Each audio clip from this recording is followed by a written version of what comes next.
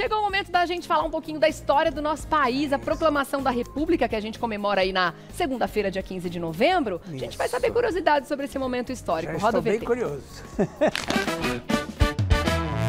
Salve, salve, gente! Tá vendo essa ilha aqui super pequena? Agora você tá vendo imagens melhores, mais próximas. É a Ilha Fiscal e a proclamação da República no nosso país. Em 15 de novembro de 1889, passa por uma grande festa que rolou nessa ilha daqui e que envolve um tropeço de Dom Pedro II, um baile super polêmico, falta de banheiro e muita grana gasta com camarões e cerveja. Eu vou te contar agora os detalhes pouco conhecidos da proclamação da República. Ai, gente, só por esse contexto a gente vê que o tempo passa e não muda muita coisa, né? Coisa boa. Querido que tá com a gente, mais uma vez, Thiago Gomide, que é historiador e jornalista, tá com a gente por Skype. Tudo bom, meu amor? Bom dia, bem-vindo de novo. Bom dia, Rê, bom dia, Leão, bom dia a todos. Muito obrigado pelo convite. Maravilha a gente falar sobre isso, né? Porque a gente já saiu da escola há tanto tempo, muitas vezes a gente esquece de alguns detalhes históricos, né? E também aprende outros, que muitas vezes nem estão nos livros, né? Que foram esses que você citou no VTzinho de abertura. E agora tá passando a novela nos tempos do Imperador, e aí tá dando um pouco um nó na cabeça da gente, porque tem umas coisas lá que são verdadeiras e outras que não são. Outras são ficção, né? E a Então, gente fica sem saber quem é quem. demais. Antes, vamos refrescar a memória da galera e lembrar o que foi esse momento da proclamação da República, que muitos historiadores consideram como um golpe mesmo, né? Foi um golpe. Na verdade, não teve uma participação popular, por isso é tratado como um golpe. Acontece o seguinte, nós vivíamos um império, nós tínhamos um imperador, Dom Pedro II, que na novela é representado pelo Selton Mello. E no dia 15 de novembro de 1889, os republicanos, eles tiram o imperador e colocam o Deodoro da Fonseca como presidente do Brasil. Portanto, a República nasce de um golpe em cima de Dom Pedro II. Esse daí é o Deodoro da Fonseca e anterior era Dom Pedro II, nosso último imperador. E aí ele vem e fala, vamos lá, vamos ter república, né? E foi assim, né? Com uma fala, né? Se resolve, acaba com a monarquia e começa a república no Brasil. Simples assim. Foi uma organização, que envolveu diferentes setores. Então, aquilo não nasceu no dia 15 de novembro. Foi sendo marinado, já que falamos aí um pouquinho de culinária antes, foi marinado ali desde 1870, com diferentes pessoas importantes se envolvendo nisso. Agora, uma das pessoas mais importantes para a queda do imperador não foi convidada para essa tal festa que eu falei que rolou no dia 9 de novembro. É mesmo? Se você for fazer uma festa, convide todo mundo, hein? Ai, que medo. Quem foi esse personagem que não estava na festa? Foi Benjamin Constant. Ele era um professor e ele, militar, ele viu a festa à distância. A mulher dele, a filhinha, inclusive a filha escreve no diário, olha a tristeza, viu ali a festa à distância. E ele não foi convidado, sendo um dos homens mais importantes dentro do círculo militar. Isso daí já demonstrava um distanciamento do próprio imperador com uma grande ala dos militares. Essa festa foi muito, muito doida. Se vocês quiserem, eu conto um pouquinho. Eu quero saber o que aconteceu nessa festa aí, do tropicão, do imperador. Mais doida. Ainda mais que eu não tenho histórias de bastidor, né? A gente adora. Esse aí é o Benjamin Constant. Olha só, a festa rolou na Ilha Fiscal, que era uma ilha que tinha sido estruturada há pouco tempo. E era para ser essa daí que você está conhecendo, né? Era para ser uma ilha, era para ser uma festa, melhor dizendo, publicamente, para poder mostrar que o Império estava tudo legal, estava tudo bacana com o Império. Só que a verdade não era essa, só que não, diria a molecada do Twitter. E aconteceu o seguinte, Dom Pedro vai para essa festa, muitos convidados no Rio de Janeiro, 3.000 convidados, era uma festa que falavam publicamente que era uma homenagem aos chilenos, mas na verdade era para o casamento, era para comemorar o casamento, as bodas de prata do casamento da filha de Dom Pedro II, a nossa princesa Isabel. E aí, já na entrada, Leão, logo na entrada, Dom Pedro tropeça. Ele já estava muito idoso, ele tropeça, ele se agarra em umas pessoas e ele manda a seguinte frase, olha, eu sou igual à monarquia, eu tropeço, mas eu não caio. E aí, aquele risinho... Lê do engano, né? Essa festa, você não tem noção, o Rio de Janeiro parou, todos os cabeleireiros pararam, franceses, aquela turma toda se arrumando para essa festa, porque era uma festa nababesca. Olha só, vocês que gostam de camarões, tiveram mais de lagostas, vou dizer números, tá? 800 lagostas, 800 quilos de camarão, 10 mil litros de cerveja, champanhe. Só que eles esqueceram de uma coisa. Não só de convidar os outros, mas também de banheiro. Só tinha um banheiro para essa garotada toda, para essa moçada toda, para essas senhoras e senhores. E com esse tanto de cerveja sem banheiro, com banheiro só, meu Deus, como é que foi isso? Tragédia. Os homens foram para essa bordinha daí que vocês estão vendo, mas as mulheres tiveram que comprar baldes. Tiveram que comprar baldes na urgência para poder suprir as necessidades das mulheres. Agora, foi o início do banheiro químico, né? O primeiro banheiro químico, verdade. Que maravilha! As melhores invenções surgem por acaso, né?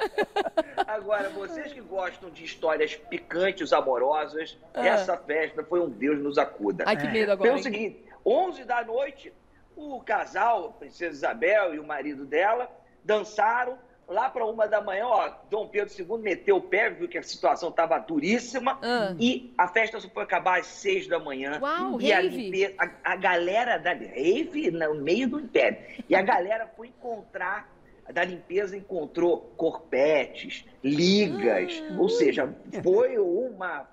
Bom, aí vocês interpretam da maneira que digno de quiserem. Versalhes, a minha parte, aí foi a melhor parte. Você ia ficar pro fim da festa, né, Leão? Você ficava pro fim dessa festa fácil. Oh, meu Deus. Queria ser colunista nessa época. Que maravilha. Nessa hora o pessoal desce do salto, perde o glamour, e isso é histórico, né, gente? O famoso fim de festa no casamento que a gente tira o sapato e vai pra pista, né? Exatamente. É isso daí. Seja na queda do império, ou seja na nossa própria queda. Não tem problema. Tinha aquela sandalinha de dedo, né? Não tinha chinelinho de presente, né? Hoje em dia até tem chinelo pra gente não cortar o pé. Ai, que maravilha. Que maravilha essa história. Agora, quer dizer, o Dom Pedro estava completamente errado, né? Quando ele tropeçou e disse que a monarquia não ia cair, né? Ele estava ali fazendo uma propaganda enganosa, né? Porque... Agora, exatamente. Deixa eu perguntar uma coisa. Na novela, o Duque de Caxias parece numa intimidade com Dom Pedro II. Eles eram íntimos assim mesmo? E ele teve alguma coisa a ver com essa história? Não, Caxias não teve nada a ver com isso. Caxias teve uma ligação muito próxima de Dom Pedro, porque Caxias é o grande homem do exército brasileiro, principalmente guiando na Guerra do Paraguai. A Guerra do Paraguai ela é um momento nevrálgico para a história do Brasil e que vai, depois de um tempo, culminar com a proclamação da República. Que foi no dia do meu aniversário, 1 de março. Nunca errei isso na prova. A morte de Solano Lopes. Eles tinham uma intimidade. De fato, o Dom Pedro acreditava muito no Duque de Caxias, e o Duque de Caxias foi um homem importante para o Exército Brasileiro. Então, se tem ali uma relação amistosa entre os dois, sim, é verdade. Eu não tenho acompanhado a novela tá boa? Tá boa, tá interessante. A parte falsa, né, da novela, a parte que não existiu, é mais interessante, claro. Mas é legal porque a ficção instiga a gente a querer saber o que de fato aconteceu também, né? Agora, Dom Pedro estava mal nessa época, né? Ele, inclusive, estava quase indo para a Europa para se cuidar, né, antes da proclamação da República. Como é que ele estava nesse momento em que a monarquia caiu?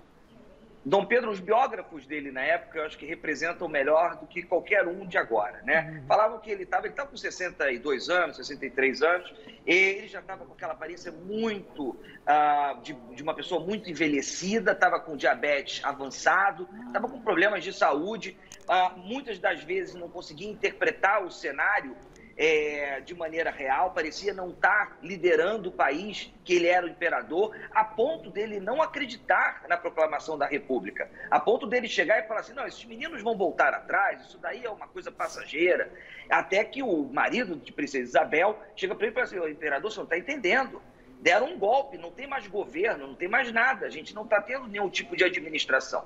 E Dom Pedro, ele acaba tendo uma saúde muito fragilizada, vai acabar sendo forçado a se exilar, a sair do país imediatamente, não teria espaço para que ele ficasse aqui, e ele vai se exilar na Europa, em especial em Paris, onde ele morre em 1891. Ou seja, muito pouco tempo depois de ser tirado do trono.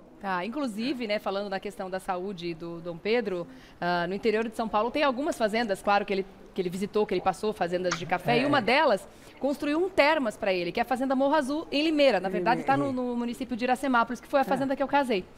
Lá tem o termas do imperador, que justamente foi construído para isso, para cuidar da questão respiratória dele, que ele também sofria de várias coisas ali. Tem uma banheira em mármore de Carrara maravilhosa, acho que o Valcir Carrasco se inspirou nessa história, porque ele falava de uma fazenda que passava a novela, que o imperador tinha dormido lá. A fazenda é espetacular. Eu não sei se ela está aberta à visitação hoje, mas ela está lá até hoje, muito linda. O interior de São Paulo é muito importante na época do Império, né? E depois, com a chegada da República, vai ficar ainda mais importante, por causa do crescimento da economia do café. Então, São Paulo se torna uma potência no país exatamente com a chegada da República e com a economia sendo absolutamente direcionada para, em especial, o Porto de Santos. Legal. Eu vou dar um recadinho e na volta a gente falando o que aconteceu depois. Essa primeira República, como foi esse começo, esse estabelecimento da República aqui no Brasil? E como foi o golpe em si, né? Sim. Vamos voltar então com o que você perguntou, né, Leãozinho? Esse contexto histórico, né? Por quê? O que aconteceu para esse golpe, né? Para a República acontecer? Parece que o baile da Ilha Fiscal ficou mais famoso do que a própria proclamação, né? E teve uma insatisfação geral acontecendo também, né? Como você disse, não foi da noite para o dia, né? Isso. Os militares estavam muito satisfeitos, desde lá da Guerra do Paraguai. Teve a questão também com os cafeicultores, né? Que depois da Lei Áurea falaram, como assim, gente? Como assim? Aí foi fogo no parquinho, né? Fogo no parquinho, fogo no parquinho. Agora, você falou sextou. Você sabe quando é que rolou a proclamação? Rolou numa sexta-feira, ou seja... Sextou pro Brasil, gente. Sextou geral pra galera, mas nem todo mundo estava satisfeito. Demorou para o Brasil entender aquela mudança, né? Sai o Império, entra a República. O que está acontecendo? O que aconteceu com Dom Pedro? Cadê o imperador? É claro que existia uma insatisfação, inclusive, por parte da população, mas era difícil de interpretar, não tinha um zap, né? Você não mandava ali um videozinho, uma mensagem falando, olha, galera, virou agora, chegou um novo comandante. Não foi assim. E a população demorou a entender. No dia 15 de novembro, você está vendo aí o Deodoro da Fonseca chegando ali no Campo de Santana, no centro do Rio de Janeiro. O Deodoro também estava muito frágil de saúde. O Deodoro era grande amigo de Dom Pedro II. Ele era monarquista, né? Ele não era republicano. Exatamente. Né? Demoraram a convencê-lo, gente. Não foi uma coisa fácil, né? Vamos lá, vamos organizar isso. Demoraram, e Deodoro tinha um peso gigantesco. Então demoraram a convencê-lo de que era preciso tirar Dom Pedro II do trono. Você vai puxar o tapete, mas vamos convencer, né? Vamos conversar. Só que aí, Leão, existe um personagem que é pouquíssimo falado e que vale muito como entendimento de vida até hoje.